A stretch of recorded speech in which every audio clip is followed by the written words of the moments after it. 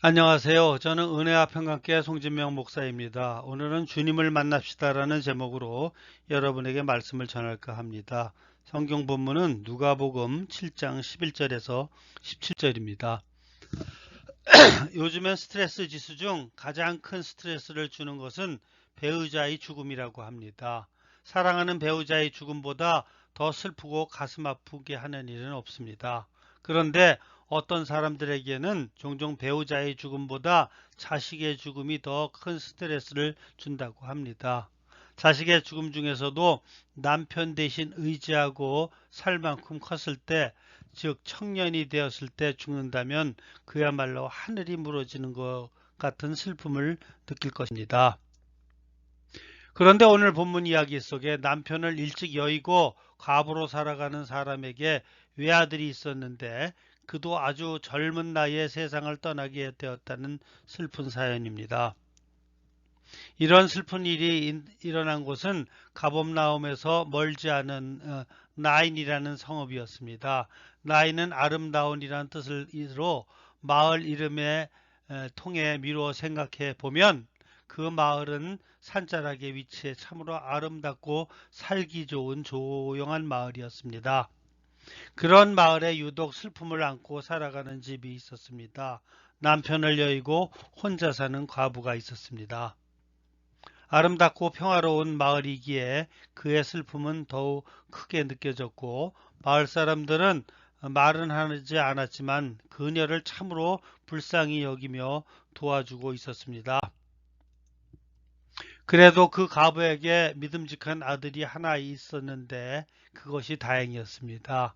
남편은 일찍 세상을 떠났지만 그 빈자리를 아들이 자라면서 채워주고 있었습니다.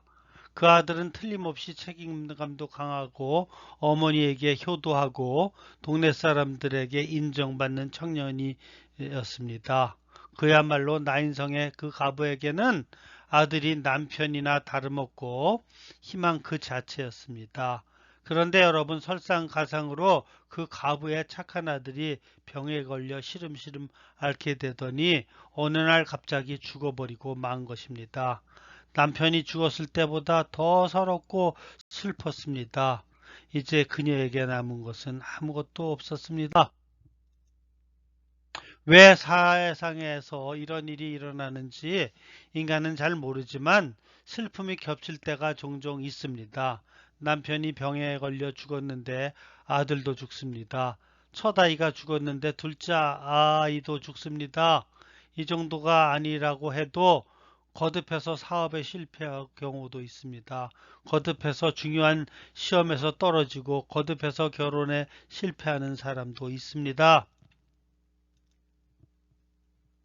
첫 번째, 그런데 우리는 이러한 인생의 고난을 잘 극복해야 합니다. 이런 고난이 겹으로 밀려올 때 우리는 어떻게 반응해야 합니까? 인생의 고난과 역경이 왔을 때 사람이 자신의 삶을 불평하고 저주하면 산다면 그 사람은 그 고난과 역병에 있는 하나님의 참된 의미를 발견하지 못하고 고생은 고생대로 하고 자신이 세상을 불평하고 저주하는 대로 저주받은 불쌍한 인생이 됩니다. 그러나 그 고난과 역경 속에서 주님이 주시는 고난의 참된 의미를 발견한 사람은 그 고난을 통하여 더욱 보람되고 보석 같은 인생을 살 수 있습니다. 그래서 고난이 찾아오면 첫 번째, 일단 그 상황을 받아들여야 합니다. 이것이 하나님의 주권을 인정하는 것입니다. 둘째로는 인내해야 합니다. 상황을 벗어날 수 없다면 견뎌야 합니다. 셋째로 감사할 수 있어야 합니다. 감사가 어렵지만 그 고난을 통해 얻은 유익을 바라보며 감사해야 합니다. 그러면 머지않아 고난 그 가지치기는 복이라는 것을 깨닫게 되는 것입니다. 인격과 신앙의 성장이 이루어집니다. 하나님과 더 친밀한 관계를 맺게 되는 것입니다. 다윗의 생애는 한마디로 고난의 연속이었습니다. 하나님은 다윗을 하나님의 사람으로 만들기 위해 가지치기를 하셨습니다. 다윗은 왕이 되기 이전에 그는 사울의 추격을 받아 도망자로 15년 동안 고난과 연단을 받으며 살던 사람이었습니다.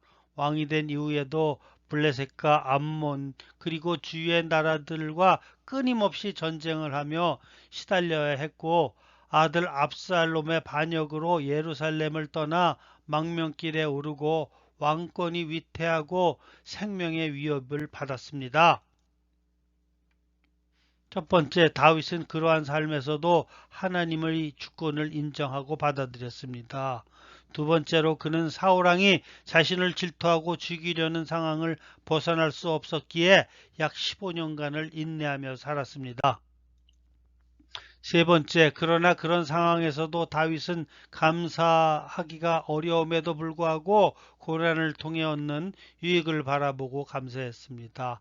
다윗의 시편을 보면 이런 고난의 상황에 하나님께 찬양하고 감사하는 구절이 너무나 많습니다. 그랬더니 그동안 다윗의 인격과 신앙이 말할 수 없이 성장했습니다.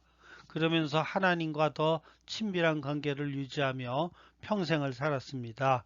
그래서 다윗이 사는 동안 이스라엘이 영적으로 군사적으로 다윗의 가문인 계속해서 유다를 다스리는 축복을 받았습니다. 그리고 다윗의 족보에서 메시아이신 예수님이 탄생하는 놀라운 영광을 하나님께서 다윗에게 주셨습니다. 그러나 말할 수 없는 슬픔과 고난의 한복판에 있을 때 그 의미를 깨달아 감사하기란 쉬운 일이 아닙니다. 내가 당장 문제, 내가 당한 슬픔 외에 아무것도 보이지 않습니다. 주변 사람들의 위로의 말도 귀에 들어오지 않습니다. 그러니 여러분, 인간이 해결할 수 없는 문제 앞에 낙심하고 좌절할 때에 우리 앞에 서 계신 예수님을 바라볼 수 있어야 합니다. 오늘 본문에 보면 외아들을 잃고 울부짖는 과부 앞에 예수님이 서 계셨고 그녀를 보고 불쌍히 여기셨습니다.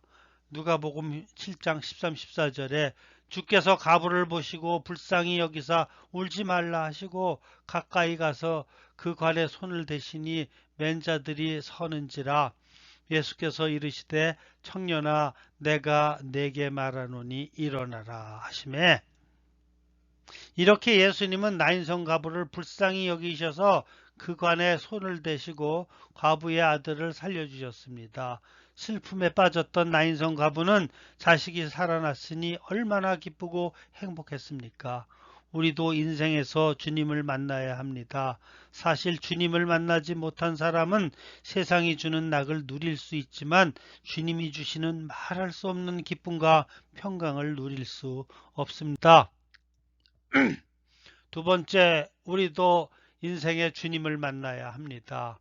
우리도 그래야 이 땅을 살아가는데 말할 수 없는 기쁨이 있고 세상을 살아가는데 참된 보람이 있습니다.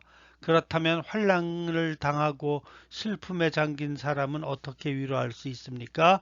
나인성 주민들처럼 슬픔 당한 자의 슬픔을 동참하고 함께하고 장례식을 치러주는 것과 같은 섬김으로써 위로할 수 있습니다. 때로는 위로의 따뜻한 말이 위로가 되고 때로는 말없이 함께 있어주는 것도 위로가 됩니다. 그런데 진정한 위로는 사람이 줄 수 없기에 하나님을 만날 수 있도록 기도하면서 복음을 전해 주어야 합니다. 오늘 예수님을 만나기 전에는 한많은 삶을 살았던, 예수님을 만나 복음을 전하다가 순교한 문중경 전도사 이야기를 좀 하려고 합니다. 그의 역량으로 전남 신안군은 전국에서 복음률이 가장 높습니다. 섬 주민의 거의 90%가 크리스찬이라고 합니다. 특히 증도는 아름답기도 하지만 성도가 많아서 천국의 섬이라고 불리고 있습니다. 문전도사는 참으로 한이 많았던 여자였습니다. 그가 첫날부터 남편에게 버림받았습니다. 문전도사가 결혼해 갔을 때는 벌써 남편이라는 사람은 이미 옆에 다른 섬에서 소실과 딴 살림을 차린 상태였습니다. 그래서 그녀는 남편 없는 집에서 시집살이를 오래 하였습니다. 그래도 다행인 것은 시아버지가 며느리를 사랑으로 돌봐주고 글도 가르쳐 주었습니다. 그러나 시아버지가 돌아가시자 더 이상 그 섬에 살 수가 없었습니다. 그래서 그 섬을 떠나서 오빠가 있는 목포에 와서 삭바느질을 하며 사는데, 자신이 오래 시집살이 하며 섬기던 시어머니가 그 소실과 소실의 아이들과 같이 생활하면서 기뻐하는 것을 보고 이제까지 시부모를 섬기던 며 살던 내 삶은 아무것도 아니구나 하는 생각이 들면서 자살을 시도했습니다. 그러나 그 당시 교회를 다니던 여자분들이 그분을 구해줍니다. 그때 처음 교회에 나가 복음을 들었습니다. 성결고 교단의 유명한 부흥사였던 이성봉 목사님의 설교를 듣고 회심하고 슬픔을 잊고 복음 안에서 기쁨을 누립니다. 삶의 의미를 발견하였습니다. 주님만을 위해 사는 사명자가 되었습니다. 이때부터 성령의 사람이 되어 신학을 공부하고 남편이 자신을 버렸던 섬으로 들어가서 복음을 전하고 교회를 개척하는 선교사역에 온 생애를 다 바쳤습니다. 그 섬에서 6.25 때 자신은 살 수 있었고, 자신은 목포에서 군인이 들어와 공릉산당으로부터 구출이 되었음에도 불구하고 증도에서 아직 공산당에게 자신이 복음 전한 주민들이 고통받고 죽어가는 것을 보고 그들을 살리려고 증도에 들어가 공산당을 설득시키다가 순교당합니다. 문전도사의 삶과 사역은 한국교회사에 기록될 정도로 한국교회의 부흥에 놀랄만한 영향력을 미쳤습니다. 만약에 그가 목포에서 십자가와 부활의 복음을 듣지 못했다면 어떻게 되었겠습니까? 그의 인생은 어떻게 되었겠습니까? 그의 인생은 한많은 인생으로 보잘것없이 마쳤을 것입니다. 그러나 그녀는 예수님을 만났기에 예수님을 위해 살다가 다른 성도들을 살리려고 하다 순교하는 놀라운 삶이 되었습니다. 소망 없이 살던 사람들이 하나님의 말씀 속에서 위로받고 새 힘을 얻고 참된 위로자로 살아가는 사람들은 우리 주위에도 얼마든지 찾을 수 있습니다. 저와 여러분도 주의 말씀으로 위로받고 또한 환난당한 사람들, 소망 없이 살아가는 사람들에게 복음을 전하고 그들을 위로하고 도와줌으로써 참된 위로자로서 사실 수 있기를 주님의 이름으로 축원합니다. 세 번째로, 그리고 우리는 믿음으로 살아가야 합니다. 오늘 본문에는 예수님께서 죽은 청년을 살려낸 이야기가 나옵니다만, 인간의 가장 근본적인 문제는 육체적 질병도 아니요 육체의 죽음도 아닙니다. 더 심각한 문제는 죄의 문제요 영적인 죽음이요 영원히 지옥 가는 것입니다. 그래서 예수님께서는 육신은 죽어도 그 다음에 그 이상 아무것도 할 수 없는 자들을 두려워하지 말고 죽음 다음에 지옥에 던질 권세를 가진 분을 두려워하라고 말씀하고 있습니다. 결론적으로, 그렇다면 우리가 비록 육체의 죽음은 죽는다 해도 둘째 사명에 이르지 않고 영생을 얻으려면 어떻게 해야 합니까? 성경에서는 이 점에 대하여 명확하게 말씀하고 있습니다. 예수님이 해답입니다. 요한복음 14장 6절에 예수님은 내가 곧 길이요 진리요 생명이니 나로 말미암지 않고는 하나님께 아버지께 올 자가 없느니라고 말씀하고 있습니다. 예수님이 길이요 진리요 생명이십니다. 예수님은 믿을 때에 죄와 사망과 심판의 권세에서 해방되어 구원을 받을 수 있습니다. 요한복음 11장 25, 26절에 예수님은 나는 부활이요 생명이니 나를 믿는 자는 죽어도 살겠고 무릇 살아서 나를 믿는 자는 영원히 죽지 아니하리라고 말씀하고 있습니다. 사랑하는 성도 여러분, 예수님이 생명이고 예수님의 말씀이 능력입니다. 예수님을 믿으면 죽어도 살겠고 살아서 믿는 자는 영원히 죽지 않습니다. 세상의 성도를 넘어뜨릴 수는 없습니다. 질병이나 실패, 가난도, 핍박도 성도를 넘어뜨릴 수 없습니다. 죽음도 마찬가지입니다. 여러분의 인생의 모든 것을 주님께 맡기는 것이 중요합니다. 그리고 사람이 고난을 당하던 심지어 육적으로 병이 들어 죽게 되더라도 주님께서 가장 최선의 일로 최선의 때에 나를 데려고 가신다는 믿음입니다. 우리가 죽음을 두려워하지 않는다면 그 무엇이 두렵겠습니까? 왜냐하면 믿는 사람들은 죽어도 더 좋은 세상이 기다리고 있기 때문입니다. 그래서 살아도 주를 위해 살고 죽어도 주를 위해 죽을 수 있는 것입니다. 사랑하는 성도 여러분, 생명 되신 주 예수님으로 인하여 구원의 확신과 영원한 생명에 대한 소망을 가지시기 바랍니다. 그래서 온갖 환난과 고난 가운데서도 평안을 누리시고 주님을 모르시는 자들에게 예수님을 알게 하여 참된 기쁨과 평강을 알게 하시고 고난과 환난 당하는 자들의 진정한 위로자가 로 사실 수 있으시기를 예수님 이름으로 축원합니다.